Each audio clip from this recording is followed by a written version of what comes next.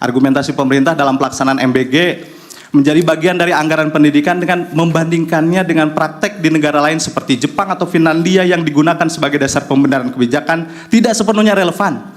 Mengingat kondisi dasar sistem pendidikan di Indonesia masih menghadapi berbagai permasalahan mendasar seperti pemenuhan kesejahteraan tenaga pendidik, ketersediaan sarana dan prasarana, serta keberlanjutan operasional satuan pendidikan.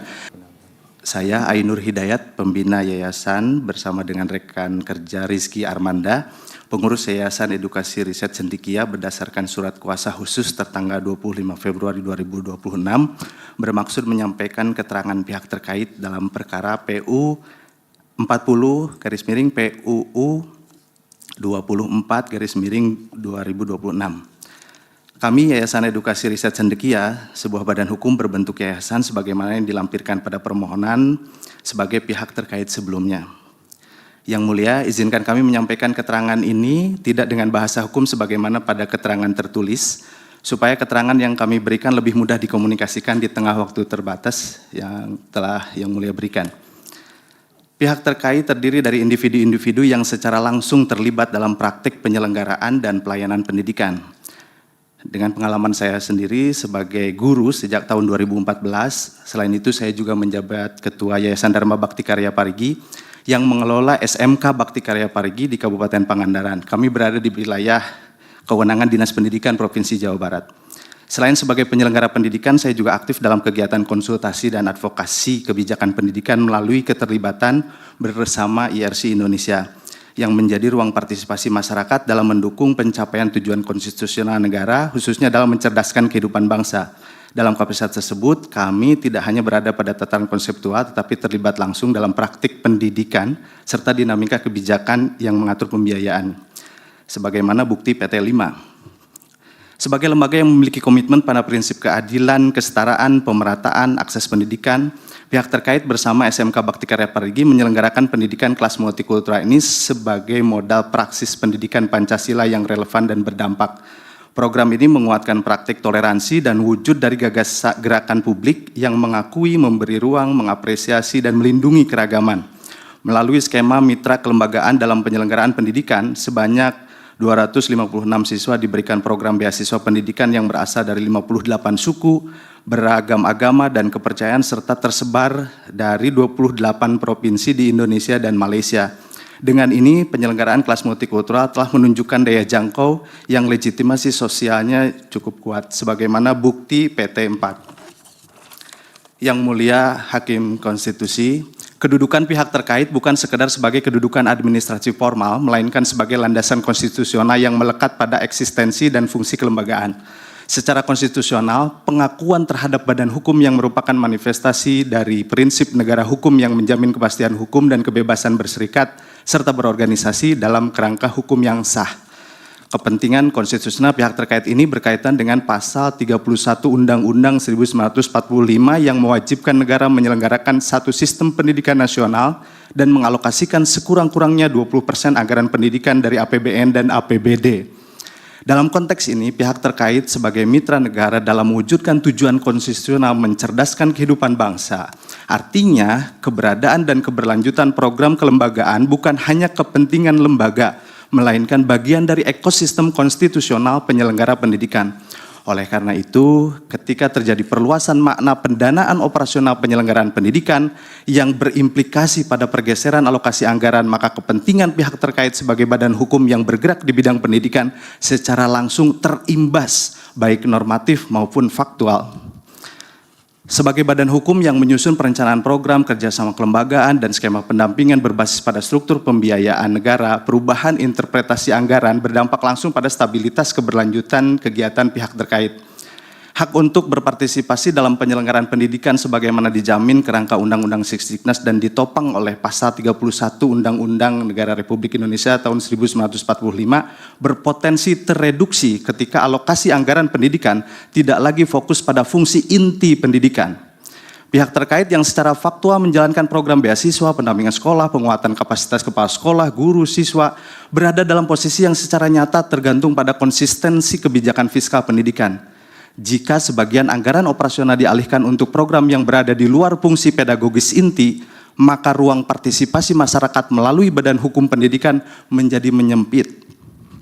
Terdapat dimensi hak konstitusional tidak langsung yang diakui dalam praktik mahkamah, yakni ketika badan hukum yang bergerak di bidang pelayanan publik mengalami hambatan struktur akibat norma yang diuji, sehingga peran konstitusional dalam membantu pemenuhan hak pendidikan warga negara terganggu. Hal ini menjadi argumentasi substantif bahwa sebagai subjek hukum yang sah dan aktif dalam menyelenggarakan pendidikan nasional, pihak terkait memiliki hak konstitusional yang aktual dan spesifik yang dapat dirugikan oleh norma yang sedang diuji. Hubungan sebab akibat antara perluasan pembiayaan anggaran pendidikan dan terganggunya fungsi kelembagaan pihak terkait menunjukkan adanya kerugian yang bersifat nyata serta memiliki relevansi langsung dalam mandat konstitusi di bidang pendidikan. Yang Mulia Hakim Konstitusi, sebagai mitra pihak terkait dalam penyelenggaraan pendidikan, SMK Bakti Karya sebagai salah satu penyelenggara pendidikan swasta di Indonesia, kami adalah satu dari 10.000 SMK swasta, di mana 4.000 sekolah negeri, jadi jumlahnya sekitar 14.000. Kami berperan aktif dalam menyediakan akses pendidikan menengah kejuruan, mendukung peningkatan angka partisipasi kasar, dan menjadi mitra pemerintah daerah dan pemerintah pusat dalam pemenuhan hak atas pendidikan sebagaimana bukti PT 3. Kemitraan antara pihak terkait dengan SMK Bakti Karya dibangun atas dasar kesamaan visi dan memperkuat pendidikan yang berkeadilan, inklusif, dan berorientasi pada pembentukan karakter kebangsaan. Kolaborasi ini berangkat dari keyakinan bahwa sekolah bukan sekedar ruang eksplorasi pengetahuan, melainkan laboratorium peradaban, tempat nilai-nilai pengetahuan dan peradaban serta akal sehat ditumbuhkan secara nyata.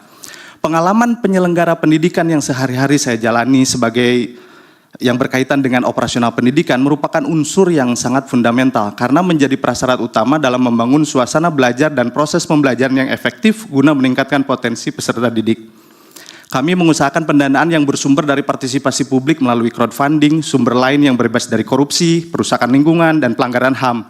Kemitraan berdiri di atas prinsip integritas dan berkelanjutan, termasuk pembiayaan operasional dari pemerintah. Melalui skema pendanaan ini, kami telah berhasil memberikan beasiswa kepada sejumlah siswa yang tadi disebutkan.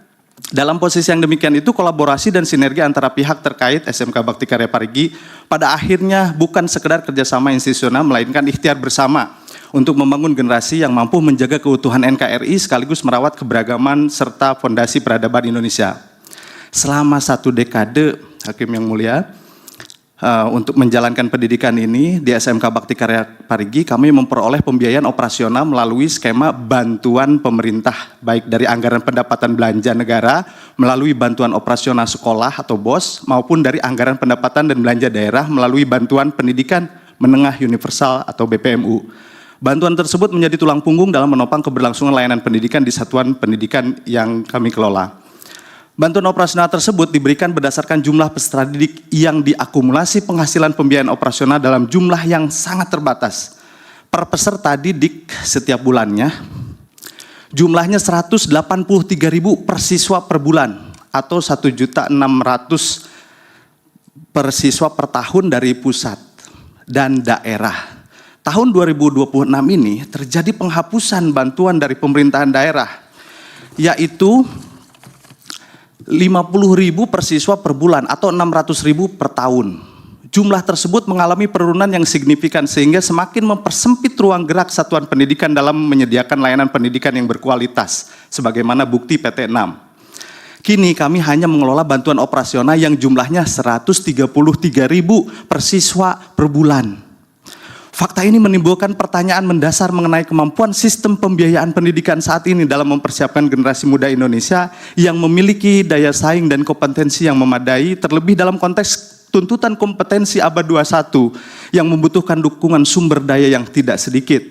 Pengurangan bantuan operasional pendidikan secara langsung berdampak pada kualitas luaran atau output pendidikan, khususnya pada satuan pendidikan kejuruan, yang pada kenyataannya telah menghadapi tantangan serius berupa tingginya angka pengangguran lulusan, sebagaimana bukti PT 7. Pengurangan dukungan operasional semakin memperlemah kemampuan satuan pendidikan dalam meningkatkan mutu dan daya saing lulusan. Di Provinsi Jawa Barat, Hakim yang mulia, bantuan operasional melalui BPMU dari pemerintah daerah selama ini merupakan satu-satunya instrumen yang menjangkau seluruh siswa dan satuan pendidikan secara merata. Sehingga penghapusan atau pengalihan skema bantuan tersebut menjadi beasiswa terbatas bagi kelompok tertentu telah menimbulkan dampak yang luas terhadap seluruh peserta didik tanpa terkecuali. Hal ini dikarenakan pembiayaan operasional berdampak langsung bagi seluruh siswa, baik penerima beasiswa maupun siswa tanpa beasiswa. Bahkan bagi sekolah swasta, ketiadaan bantuan operasional mempersempit pembiayaan honorarium guru. Kondisi tersebut menunjukkan pengurangan dukungan operasional pendidikan bukanlah asumsi, melainkan fakta yang dialami secara nyata oleh pihak terkait dan mitra satuan pendidikan, yang pada akhirnya berdampak pada penurunnya kualitas layanan pendidikan serta terbatasnya akses peserta didik terhadap pendidikan yang layak. Fakta di lapangan tersebut menunjukkan adanya ketidaksesuaian antara pernyataan kebijakan pemerintah dengan realitas implementasi, khususnya terkait dengan klaim bahwa alokasi anggaran operasional pendidikan tidak mengalami penurunan. Sementara dalam prakteknya, satuan pendidikan justru mengalami pengurangan dukungan operasional secara signifikan, sebagaimana bukti PT 9. Di Jawa Barat saja, anggaran bantuan pendidikan menengah untuk sekolah swasta pada tahun 2026 sebesar 218 miliar, turun signifikan dibandingkan 2025 yang mencapai sekitar 600 miliar. Kondisi ini juga menunjukkan pengelolaan anggaran pendidikan belum sepenuhnya dilaksanakan berdasarkan prinsip keadilan dan pemerataan, di mana sebagai satuan pendidikan, khususnya sekolah swasta, tidak lagi memperoleh dukungan operasional yang memadai, sementara anggaran dialokasikan untuk kebutuhan lain di luar fungsi inti pendidikan. Waktunya sudah 10 menit lebih, langsung kesimpulan saja. Baik. Terima kasih Yang Mulia. Kondisi tersebut menunjukkan adanya inkonsistensi dalam penerapan prinsip keadilan sosial dan penyelenggaraan pendidikan, di mana kebijakan yang bersifat universal tidak diimbangi dengan pemenuhan kebutuhan dasar pendidikan secara merata, sehingga justru menimbulkan ketimpangan dalam sistem pendidikan nasional. Kondisi tersebut menjadi semakin kontras ketika dibandingkan dengan alokasi anggaran untuk program di luar fungsi inti pendidikan, yang justru menunjukkan peningkatan yang signifikan. Hal ini menciptakan ketidakseimbangan dalam prioritas pembiayaan, di mana kebutuhan mendasar pendidikan tidak memperoleh perhatian yang proporsional sebagaimana bukti PT 8. Argumentasi pemerintah dalam pelaksanaan MBG menjadi bagian dari anggaran pendidikan dengan membandingkannya dengan praktek di negara lain seperti Jepang atau Finlandia yang digunakan sebagai dasar pembenaran kebijakan tidak sepenuhnya relevan. Mengingat kondisi dasar sistem pendidikan di Indonesia masih menghadapi berbagai permasalahan mendasar seperti pemenuhan kesejahteraan tenaga pendidik, ketersediaan sarana dan prasarana, serta keberlanjutan operasional satuan pendidikan. Tidak pernah terdengar di negara-negara itu sekolahnya rusak atau gurunya dibayar murah atau operasionalnya kurang biaya. Penerapan kebijakan yang meniru praktek negara lain tanpa mempertimbangkan konteks dan kebutuhan real pendidikan nasional justru berpotensi memperlebar kesenjangan serta menunjukkan ketidaktepatan prioritas dalam menentukan mandat konstitusi di bidang pendidikan.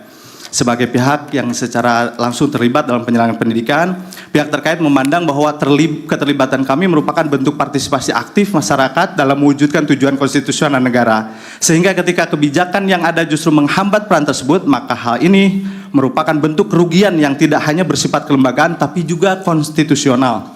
Kerugian yang dialami pihak terkait bersifat nyata dan langsung, berupa terganggunya fungsi penyelenggaraan pendidikan, menurunnya kualitas layanan pendidikan, serta terbatasnya kemampuan dalam mendukung pemenuhan hak pendidikan masyarakat. Korbannya adalah siswa, entah itu siswa miskin maupun dengan kelompok ekonomi lebih baik.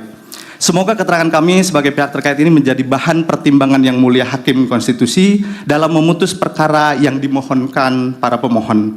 Demikian, Assalamualaikum warahmatullahi wabarakatuh. Shalom, salam sejahtera untuk kita semua. Om Swastiastu, Namo Buddhaya, salam kebajikan, Rahayu, salam Pancasila.